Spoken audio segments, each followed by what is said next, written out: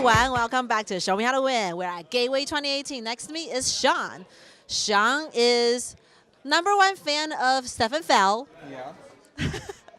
And he has won Castles of Burgundy numerous times at strategic account tournaments. So how many times have you won? It was 5 before yesterday, but now it's 6. I figured, I need to win a 6th, otherwise no one would pay attention to it with just 5. Yeah.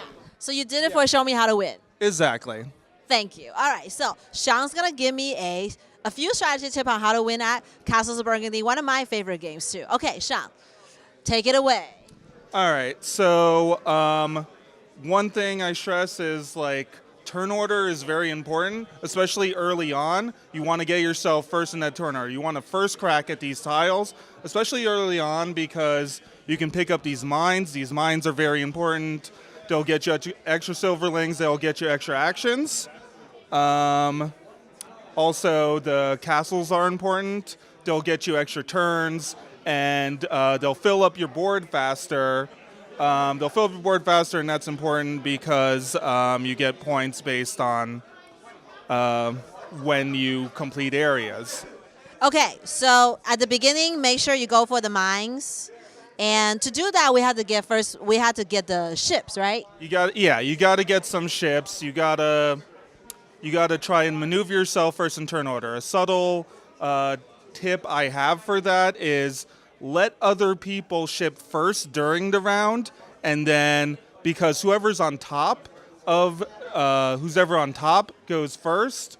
So then, on the last turn of the round, just be like, okay, now I'm on top, and I'm going first. All right, now, all the maps are not created equal, right? Tell us about the maps, Sean. That is true. There's a lot of different maps. A lot of different maps offer different strategies. Just so you know, board 8, that should be a banned board. If you're not already banning it in your group, then there are just so many small areas and this huge animal area. If you fill, it's a lot of points. So it scores 20 more points on average than other boards, so this board should be banned. Whoever plays it's probably going to win it.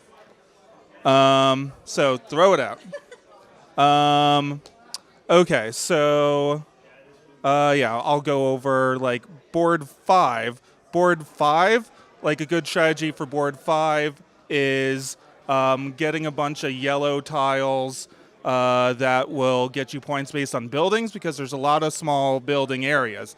If, for example, you get 4 points per this type of building, you would want to put it in a bunch of different areas. Which tile is it? Which tile is? The technology that's good for number 5.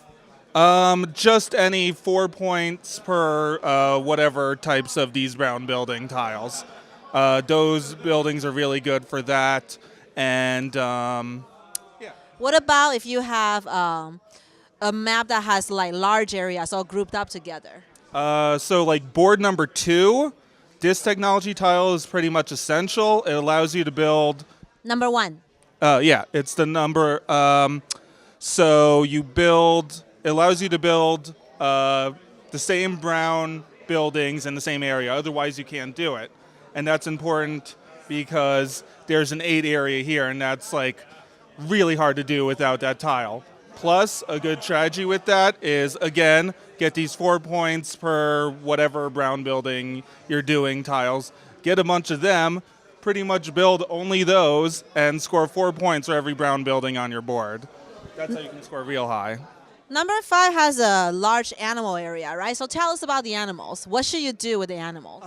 So animals, I'd say if there's an area where there's only 3 animals, it's not worth doing. 4 maybe. If you have a 5 area on board 1, you should definitely go animals, and you should get try and get all of the same animal, because that's just better points wise, obviously.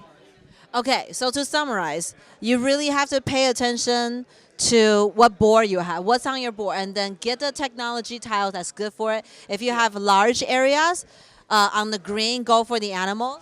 Yeah. If you have like map number 5, where you have a bunch of little broken up points, and go for the technology tiles. That's Yeah, go for the technology tiles. Go for the mines and the castles. You want to fill in these small areas first, and because they'll score you more points the faster you complete them. And yeah. That's about it. That's a lot, actually. So get the mines. Think about when you take the ship, so you can make sure you get all 3 mines early on, so you maximize your money, so you can use the money to change the stuff, right? So it sounds like it's all about the yellow tiles. For me, it is like that's what always like happens to me. Like, I'll be a few points back at the end of the game, and then then it's just like, oh, I have 60 points. Because you're It's like 20 points ahead. playing the long game. Yeah, I'm playing the long game. Okay, so if you like Stefan Feld, and you know how his games usually you have like ways to get a lot of points. It's a point salad, but not necessarily in Castles of Burgundy, because you can plan ahead on some of the long-term strategies, right? Right. I mean, it's still points. It's still a salad any way you mix it.